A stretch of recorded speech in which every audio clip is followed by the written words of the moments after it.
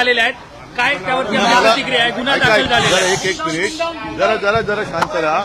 पहिले मला नीट सांगा काय घडले, कारण पैसे वाटतानाचा व्हिडिओ आलाय का समोर? मग आता हा व्हिडिओ कोणी बघायला पाहिजे? निवडणूक आयोगाने बघायला पाहिजे, कारण काल अनिल देशमुखांचं डोकं आपोआप फुटलं. आज पैसे जर वाटतानाचा व्हिडिओ असेल तर हे जादूचे पैसे आले कुठून, कोणाच्या खिशात जात होते? तर आता मी गेलो तर माझे तुळजाभवानीच्या दर्शनाला जाताना माझी बॅग तपासली. मग यांच्या बॅगेतले पैसे आणि मग हे दगड तपासणार कोण? तर मला असं वाटतं की निवडणूक आयोगाने याच्यामध्ये कठोर कारवाई केली पाहिजे, नाहीतर निवडणूक आयोगावरती कारवाई करण्यासाठी आम्हाला काहीतरी वेगळा मार्ग. गुन्हा दाखल झाला, गुन्हा दाखल करून आरोपी फरार नाही व्हायला पाहिजे. कारण असं काही ठिकाणावरनं मला माहिती मिळाली की काल सुद्धा कदाचित ते त्यांच्यातल्या गँगवर असू शकेल, कारण काल नाशिकमध्ये यांच्या गटापैकी एक गट पैसे वाटताना काही जण फरार झाल्याचं ऐक्यू माहिती आहे. माझ्याकडे काही त्याच्याबद्दल पुरावा नाही, पण निवडणूक आयोगाने अत्यंत निपक्षपातीपणाने हे घडलं असेल आणि तुमच्याकडे जर का व्हिडिओ असेल तर त्याच्यावरती कारवाई झालीच पाहिजे. कारण कायदा सगळ्यांना सारखा असेल तर तो यावेळेला दाखला.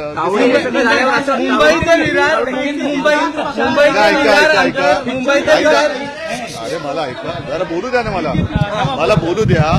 आता पहिल्या प्रथम तावडे जर का तावडीत सापडले असतील तर त्यांनी आतापर्यंतची सरकार कशी पाडली आणि कशी बनवली त्याचा सुद्धा पुरावा आहे.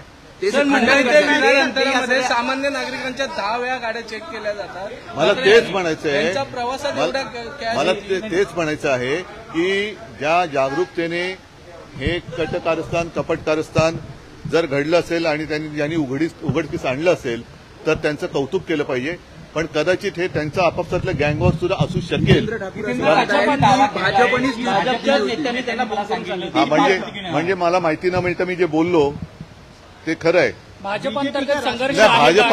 भाजपांतर्गत असेल किंवा मिंदे आणि यांचा पण असू शकेल. कारण काल नाशिकमध्ये सुद्धा असेच व्हिडिओ काही समोर आलेत, तुमच्यापर्यंत पोहोचलेत की नाही मला कल्पना नाही. बीजेपी का राष्ट्रीय महामंत्री पैसों के साथ पकड़ा जाता है, क्या कहेंगे आप? नाही, आता हे सगळ्या महाराष्ट्राने बघितलं पाहिजे की यांच्या योजना ज्या आहेत त्या कशा फसव्या आहेत. म्हणजे एका बाजूला बहिणीला 1500 आणि यांना मात्र थप्प्याच्या थप्प्या चाललेल्या आहेत. हे महाराष्ट्र उघड्या डोळ्याने बघतो. बीजेपी के राष्ट्रीय महामंत्री पैसे बांटले जातात. जर एक कोणतरी तावडे या सगळ्यांचं खंडन करतायत. नाही, आता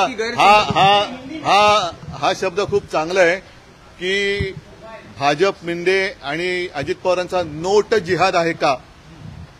नोट जिहाद आहे का?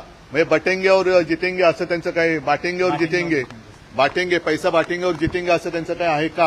ह्याचा आता छडा लागला पाहिजे. पण मी संपूर्ण महाराष्ट्राने उघड्या डोळ्याने पाहिलेलं आहे, त्याच्यामुळे महाराष्ट्रच काय तो उद्या निर्णय घेईल. दिल्ली में बता दीजिए सर, अभी राष्ट्रीय महामंत्री एक बीजेपी के पकड़े जाते पैसे के साथ, क्या कहेंगे आप? और नोट जिहाद का भी जिक्र करें आप. विनोद तावड़े जी को तो PhD मिलनी चाहिए. पिछले कुछ दिनों में उनकी तारीफ हो रही है कि कहीं कुछ राज्यों में उन्होंने सरकार गिराई, कुछ राज्यों में उन्होंने बीजेपी की सरकार बनाई, तो उसका क्या राज है वो बात आज सामने आई है. और ये बीजेपी का नोट जिहाद है. पैसा मतलब बांटेंगे, पैसा बांटेंगे और हम जीतेंगे, बांटेंगे और जीतेंगे, ऐसा कुछ लग रहा है. तो इसके ऊपर सख्त से सख्त कार्रवाई होनी चाहिए. अब देखते हैं चुनाव आयोग क्या कर रहा है. सिर्फ केस डालकर भागने की कोशिश नहीं होनी चाहिए, उनको भगाना नहीं चाहिए. कारवाई तो जरूर होनी चाहिए. बीजेपी खंडन करतायत. गैरसमजुतीने हे झालंय. नाही, गैरसमजुतीने म्हटलं ना, जसं काल अनिल देशमुखांचं डोकं आपोआप फुटलं. म्हणजे अत्यंत निर्घुण पद्धतीने राजकारण हे नेऊ इच्छित आहेत. जिंकण्यासाठी वाटेल त्या स्तरावर हे चाललेले आहेत. ज्या पद्धतीने अनिल देशमुखांवरती हल्ला झाला, हा नुसता भ्याड हल्ला आणि त्याचा निषेध नाही. कोणी हल्ला केला, काय रस्त्यातून आपोआप दगड आला, कसा आला, का परग्रहावरनं दगड आला, काय ह्याच्यावरती काही उत्तर मिळतच नाहीये. डायरी भी पकड़ी गई जिसमें बाकायदा सबका लेखा जोखा है, किसको कितना पैसे देना है, किसके कहां से जाना है. ये सारे सबूत लेकर कार्रवाई तो होनी चाहिए. अन्यथा मुझे पूरा भरोसा है कि महाराष्ट्र अपनी ओर से जो कार्रवाई करनी है वो करेगा. बीजेपी की तरफ से टिप दी गई थी सर, अपना नहीं, सिर्फ ये शायद उनके बीच में गैंगवॉर हो सकता है. हो सकता है बीजेपी ने अंतरूनी टिप दी होगी, या मिंडे गुट जो है, कल ऐसे किसी ने मुझे कहा कि नासिक में उनके लोग पकड़ ही गए थे, भाग गए, ऐसे सुना था। मेरे पास कोई सबूत नहीं है। ठीक है, धन्यवाद। Thank you.